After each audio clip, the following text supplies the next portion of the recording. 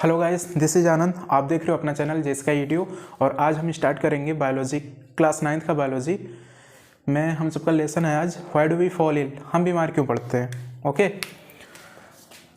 हम सबका आज लेसन है why do we fall ill. ठंडी का जैसा कि आप जानते हो मौसम भी चल रहा है, ठीक है। बीमार तो पड़ ही रहे होंगे, आई होप। ठीक, तो चलो स्टार्ट करते हैं। हम बीमार क्यों पड़ते हैं? तो अगर हम बीमार क्यों पड़ते हैं, अगर बीमारी की नाम आ रही है तो डायरेक्ट किस पे यहाँ पे फोर्स दिया जा रहा है? एक्चुअली डिजीज़, ठीक है।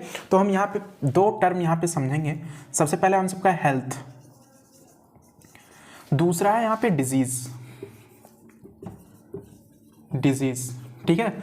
तो हेल्थ बेसिकली क्या होता है और डिजीज़ क्या होता है, तो यहाँ पे सबसे पहले हम डिजीज़ को समझते हैं। ओके, डिजीज़ क्या होता है? इसका लिटरली कुछ मीनिंग निकलता है। डिस का कुछ अलग होता है और डिस प्लस ईज को मिला के डिजीज बनता है। ओके, तो ईज का मतलब होता है कंफर्ट, ठीक है। और डिस का मतलब होता है नो, मतलब नो कंफर्ट। इसको हम बोलते हैं डिजीज। मतलब इसमें कोई अगर पर्सन रहता है तो इसमें उसको थोड़ा सा भी कंफर्ट फील होता ही नहीं है, इसको हम बोलते हैं डिजीज।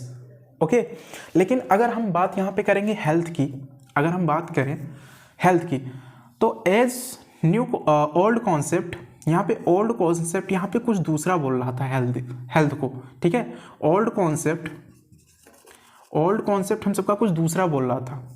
ओल्ड कॉन्सेप्ट के हिसाब से बस इंसान को ऐसे देख लेते थे ना दूर से, उसकी बॉडी पर्सनैलिटी देखते थे कि हाँ बहुत अच्छा खासा है, बीमारी नहीं है उसको, ना कोई इंजर्ड है वो, ठीक है। तो बस हम नॉर्मली ऐसे करके बोल देते थे कि हाँ वो हेल्दी है। अब चाहे वो अंदर से कितना भी वो अंदर से मेंटली प्रेशर ले रहा है, ठीक है, मेंटली उसको प्रॉब्लम है, ठीक है, बस ऊपर से देख लिया हाँ फिजिकली वो फिट है, बस हाँ बोल दिया उसको हेल्दी है। लेकिन ओल्ड कॉन्सेप्ट यहाँ पे, लेकिन यहाँ पे एक्सेप्शनल हो गया था। जब न्यू कॉन्सेप्ट आया तो ये एक्सेप्शनल में रख दिया गया, क्योंकि हम फिजिकली ही केवल नहीं डिसाइड कर सकते हैं कि वो बंदा हेल्दी है, ठीक है। तो as per new old concept के हिसाब से ये था हम सबका ओल्ड कॉन्सेप्ट, हम सबका ये बोलता था according to old concept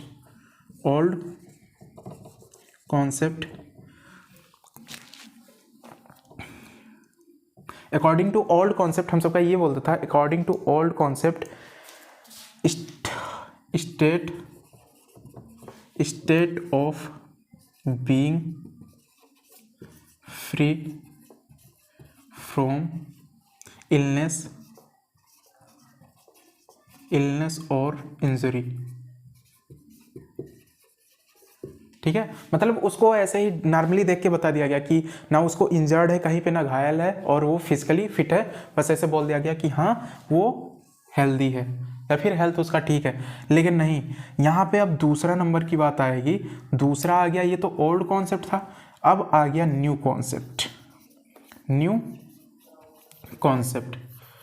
concept के हिसाब से ये नहीं रखा गया उसमें। According to new concept physically, mentally, socially, sexually, ये सब 4 या 5 टाइप से वो फिट रहने चाहिए, तब जाके आएगा वो हेल्दी में, ठीक है। तो अकॉर्डिंग टू, यहाँ पे लिखेंगे हम according to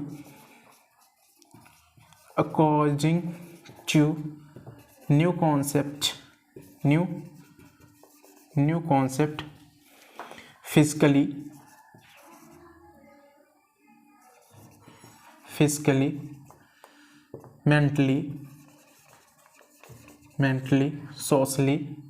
mentally, socially,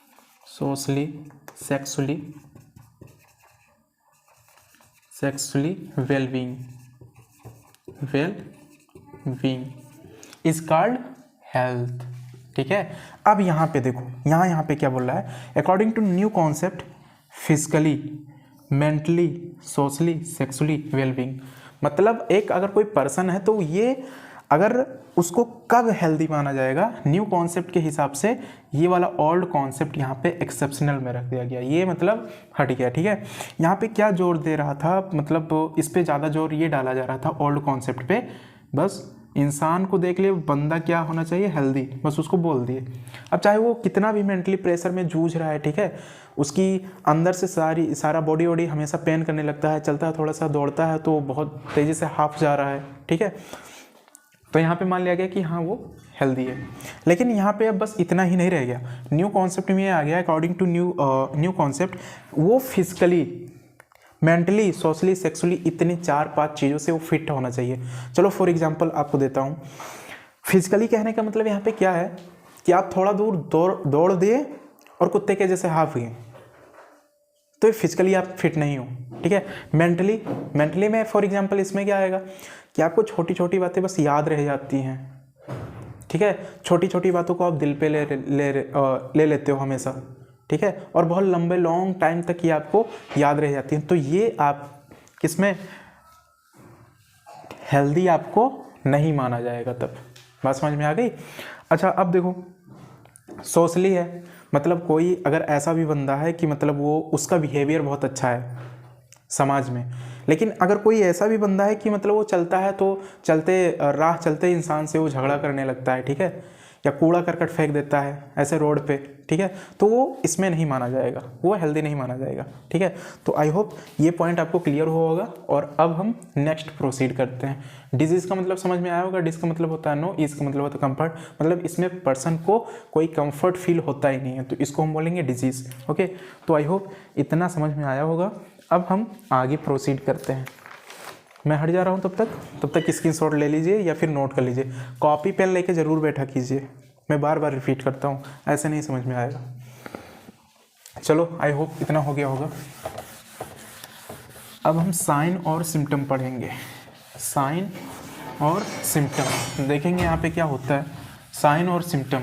okay, तो साइन और सिम्टम बेसिकली हम सबका क्या होगा यहाँ पे, साइन और सिम्टम, साइन और सिम्टम। देखो इसमें कुछ डिफरेंस देंगे हमें। साइन देखो हम सबका क्या होता है, effect of disease date can notice by himself, sorry ये साइन है, मतलब इसको क्या होता है ना कि आपको अगर कुछ हुआ है तो दूसरे देख के आपको फेल्ट कर लेते हैं, महसूस कर लेते हैं। ठीक है, तो effect of disease date can be notice by other. ठीक है, यहाँ पे ये होगा effect of disease, effects of disease, effect of disease date can noticed by other. Understood what I am saying, मतलब कोई भी आपको फॉर एग्जांपल यहाँ पे अगर बोल दिया गया, आपको एग्जांपल में आपको दे रहा हूँ ब्लड नोज, या फिर आपको रेसेस हुए हैं, ठीक है, रेसेस हो जा रहे हैं, या फिर ब्लड से मतलब आई मीन नोज से आपके ब्लड आ रहा है, तो आपको थोड़ा सा भी नहीं पता चला, लेकिन दूसरा बंदा देख के बता रहा है भाई भाई भाई तेरे नाक से ब्लड आ रही है। ठीक है, तो ये होता है साइन, इसीलिए यहाँ पे लिखा गया है effect of disease date can noticed by other. बात समझ में आ गई। अब हम बात करेंगे सिम्टम्स की। इसका हिंदी में ऐसे लक्षण, दुर्लक्षण ऐसा करके कुछ होता है हिंदी में, आई डोंट नो, बट आप इतना जानो साइन और सिम्टम। ठीक है, चलो सिम्टम देखते हैं क्या होता है। इसमें यह होता है effect of disease date can be felt by individual himself, मतलब ये खुद से ही हमको फील होने लगता है। फॉर एग्जाम्पल यहाँ पे देखो, यहाँ पे मैं लिख दे रहा हूँ पहले इसका definition, effect of disease date can be felt by individual himself,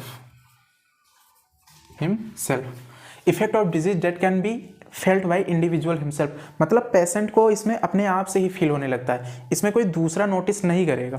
बात समझ में आ गई। फॉर एग्जांपल यहाँ पे है, मान लो यहाँ पे उसको हुआ हेडेक, ठीक। या फिर आप दूसरा ले लो एग्जाम्पल, इसमें दूसरे एग्जाम्पल की अगर हम बात करेंगे तो यहाँ पे हो जाएगा kidney stone. Kidney stone, kidney stone, क्या बात बता दी, मतलब आदमी क्या बताऊँ, मछली कैसे तड़पता है इसमें, ठीक है। किडनी स्टोन जिसको हो जाता है वो जानते होंगे, ठीक है। तो आई होप ये साइन और सिम्टम समझ में आया होगा। अब हम नेक्स्ट प्रोसीड करते हैं, ठीक है। टाइप ऑफ डिजीज़, डिजीज़ कितने टाइप के होते हैं, तो आई होप इतना समझ में आया होगा। नोट करो इसको, आई होप स्क्रीनशॉट या फिर नोट कर ली होंगी आप सब। आगे बढ़ते हैं। टाइम पीरियड के हिसाब से, ठीक है, टाइम पीरियड के हिसाब से यहाँ पे डिजीज़ को कुछ टाइप में बांट दिया गया है, ठीक है। फॉर एग्जांपल यहाँ पे हम दे रहे हैं आपको type of disease, type of disease. Type of disease को यहाँ पे 2 टाइप से यहाँ पे बांट दिया गया है। सबसे पहला यहाँ पे होगा एक्यूट डिजीज़, एक्यूट डिजीज़। दूसरा यहाँ पे होगा कॉर्निक डिजीज़, दूसरा यहाँ पे होगा कॉर्निक डिजीज़। तो एक्यूट डिजीज़ क्या होता है यहाँ पे, एक्यूट डिजीज़ को हम ऐसे भी बोल सकते हैं और करके शॉर्ट टर्म, और इसको हम बोल सकते हैं और करके लॉन्ग टर्म, मतलब ऐसे टाइप की disease. Make a point of this guys, make a point of this, ये टाइम पीरियड के हिसाब से है,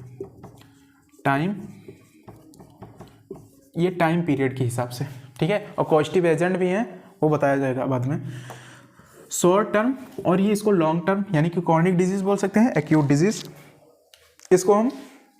अच्छा, एक आपको बात बताना चाहता हूँ मैं, याद आ गई। मैं गया हुआ था अपने दादाजी को लेके, एक बार हॉस्पिटल गया हुआ था, ठीक है। तो वहाँ के जो डॉक्टर थे, तो मैं शायद I was study in class 9th, मैं क्लास 9th में पढ़ रहा था। तो मैं वहाँ पे गया हुआ था, तो मेरे दादाजी अंदर गए तो मेरे को भी बुला ले गया। और डॉक्टर वो MBBS प्लस EMD दोनों थे, डॉक्टर ऑफ मेडिसिन। तो उन्होंने अपने कंपाउंडर से कुछ वो बात कर रहे थे। कंपाउंडर वही जो सुई वगैरह जो लगाते हैं, ठीक है, इंजेक्शन। तो उनसे केवल यही बात कर रहे थे कि मतलब पता नहीं क्या बोल के, मेरे को तो नहीं समझ में आया, ठीक है। पूरा इंग्लिश में ही बात कर रहे थे वो। बस वहाँ पे 2 चीज़ें मैं पकड़ पाया, कॉर्निक डिजीज़ और एक्यूट डिजीज़। तो दादाजी को हमारे कॉर्निक डिजीज़ था। कॉर्निक डिजीज़ मतलब लॉन्ग टर्म, ठीक है, जो लंबे समय तक रहते हैं, ठीक। उनको क्या बीमारी थी मेरे को नहीं पता, पर एक्यूट और कॉर्निक डिजीज़ जैसे बोले, और मैं क्लास 9th में ही पढ़ रहा था, मेरा तुरंत दिमाग वहाँ पे गया।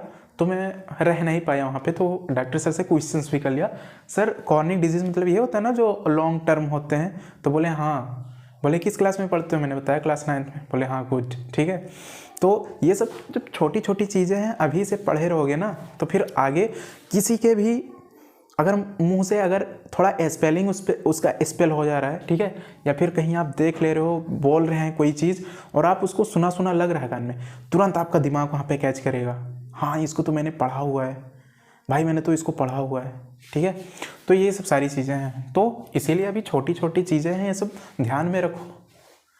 अभी से अगर अभी से मेहनत कर लिए फिर तो आराम ही आराम है, ठीक है। जितना माइंड अभी वर्क कर रहा है ना, बड़े हो जाओगे तो इतना माइंड वर्क नहीं करेगा। ऐसा नहीं बोल रहा हूँ कि मतलब आपका पूरा बुद्धि भ्रष्ट हो जाएगी, लेकिन हाँ इतना माइंड शार्प काम नहीं करेगा जितना अभी स्टूडेंट लाइफ में काम करता है। चलो come to the point. Acute disease है जिसको हम शॉर्ट टर्म बोलते हैं। अब एक्यूट डिजीज़ में आपका आ गया कॉमन कोल्ड। कॉमन कोल्ड, क्या आपको सर्दी होती है तो लॉन्ग टर्म तक चली जाती है? नहीं, हफ्ते भर में ठीक हो जाती है, ठीक है। एग्जाम्पल दे रहा हूँ इसका, ठीक है, एग्जाम्पल मैं एक्यूट डिजीज़ का दे रहा हूँ। अब फिर आ गया वायरल फीवर।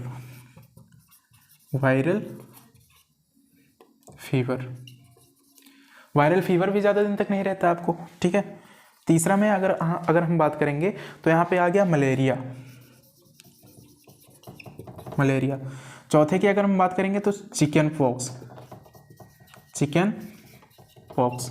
ये सब क्या होते हैं ना कि बहुत लंबे समय तक हमारे शरीर में नहीं रहते। ये बीमारी ऐसी होती है कि बहुत लॉन्ग टर्म तक, क्या आपको सर्दी हो गई है तो ऐसा तो नहीं होता कि सालों साल ये चली गई। या 2-2 साल आपको सर्दी ही हो गया, ठीक है, ऐसा बिल्कुल नहीं होता। तो इसको हम बोलते हैं शॉर्ट टर्म, या फिर इसको हम एक्यूट डिजीज़ बोल सकते हैं। लेकिन अब हम बात करेंगे कॉर्निक डिजीज़।